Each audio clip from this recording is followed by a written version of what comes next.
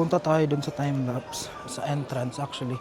Ito nakakita ko na madaming mga tao and magandang pang intro to sa video because actually isa to sa mga challenge kapag videographer ka sa event, kailangan mong makatahi ng storya na makabuo ng video, and actually hindi lang kailangan na kunan mo yung mga tao. So isa to, pupunta ka ngayon dun sa entrance, it's either kunan mo ng normal shot or lagyan mo ng time-lapse. Which is ako, medyo hanap lang ako ng pwesto na pwedeng pag time-lapse. And nakita ko ngayon dito, escalator, kasi nakita ko medyo pababa kasi siya. So maganda siyang angle. Unique siya na angle eh. So yeah, it's like isa rin na sa kailangan mong gawin. Dapat magaling ka rin maghanap ng angle na unique. Hindi lang kayo basta tinutok mo yung camera tapos yun na. Medyo alanganin lang kasi wide na wide ako dito, tapos dito sa likod ko.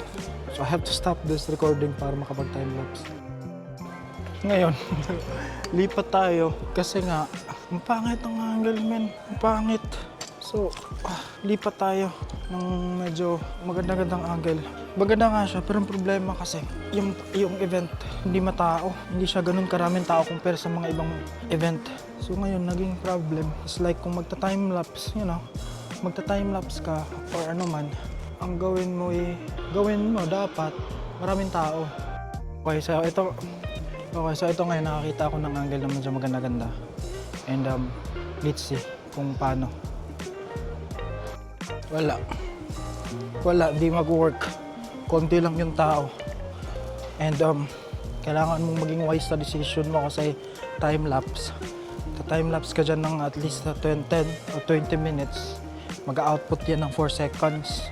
So ngayon, kailangan mong hanap ka ng angle na yun talagang worth it ng 10 minutes mo.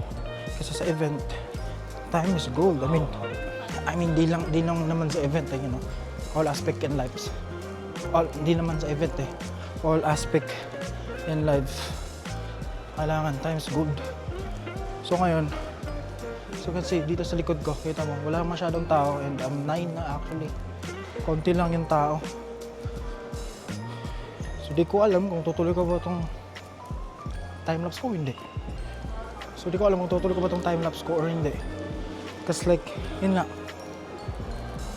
sa time-lapse, 20 minutes, mag-output ka ng 4 seconds na clip, video clip para sa time-lapse.